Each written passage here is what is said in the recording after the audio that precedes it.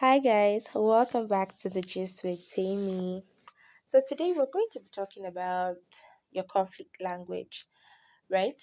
So most of the time, most of us are used to talking about love languages, quality time, physical touch, receiving gifts, acts of service, words of affirmation, the old yards. While those things are nice, right? It's also good to understand what people's conflict language can be. So you can just be prepared, better prepared for what happens when there's like maybe a disagreement, when there's tension, and a lot of other things. So let's get right into it. Number one, let's talk about blaming. Yeah, that's a kind of conflict language, Sometimes when there is like a problem, so people go to default settings. Oh, it's all your fault. Oh, you can't do anything right, and all of that. That's the type of conflict language where your own is just to blame somebody. It's never you. It's never. It's always somebody else's fault. Yeah, that's one. Two, are you the type of person that makes the absolute statements?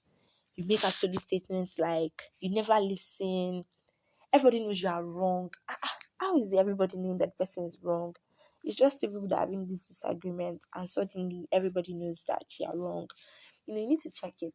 You need to look into it. Also,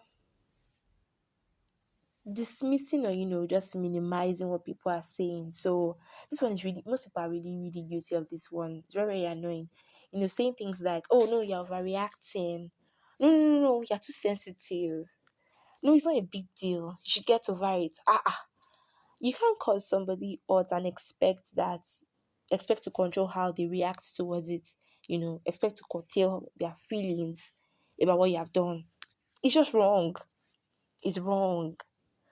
Another one is aggressive tones or accusations. Saying things like, oh, you're so incompetent, you're just being selfish, and all of that, depending on how you even say it. Now, most people, even when you're being direct, right, they think you're aggressive because you're being assertive in saying what you're saying. Well, most of the time, things are based on interpretation. It's how people see it that, they're expressing it. But you should try to check and look into it very well. So know your own um language and know what the other person is trying to say. But if you're not calm, you cannot hear anything. No, I'm not going to lie. You're not going to hear anything. Or you the sarcastic one, that starts to say things like, can that thing never work? It's very, very, very funny, but yeah, it's a conflict language also. Then interrupting or cutting people off. Oh my god. When you're trying to make like your point and they're just interjecting, they're entering what you're saying. Things like can you stop talking? I've heard you, I've heard you. Let me say my own. Rest now. Let them even land, before you crucify them or before you attack what they are saying. Also there's threatening, right? Some people, when you're having like a disagreement with them, all they have to do is to threaten you. Things like, you're going to regret this, I'll make sure you pay. It's giving Nollywood vibes. I'll make sure you pay, I'll make sure you regret what? It's not like a Nollywood film whereby there's an issue now and the person really regrets. Sometimes they don't regret anything, no. Just so you know. And also, there's also this one of stereotypes and generalization. I think almost everybody falls into this category. Where you're talking to people and you're like, is that tribe that used to cause problems? You people always cause problems. Lawyers are all the same. That's how they used to do because they just want to win the case. How many lawyers have you interacted with that you know that they're all the same? Almost everybody's guilty of this one, but is what it is. And lastly, what I want to talk about is undermining people, undermining authority. When you start saying things like, why should I listen to you? Why should you be in charge? And all of that. But I'll say that for better communication, it's better to understand your own type of conflict language and try to understand where the other person is also coming from, right?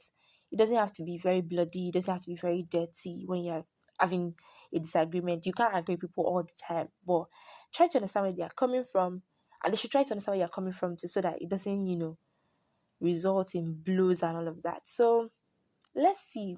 Let me know. I'll be in the comments, right? Tell me what your conflict language is. I like to know what your conflict language is. And I also want to say that try not to assume. This is a very, very deep part. Try not to assume. Most people like to assume things for people. So when you're being direct, you are just trying to say something. They say, you're aggressive. Assumption kills everything. Don't assume. Try to really, really be sure that you're understanding what's happening in that scenario. Stop assuming.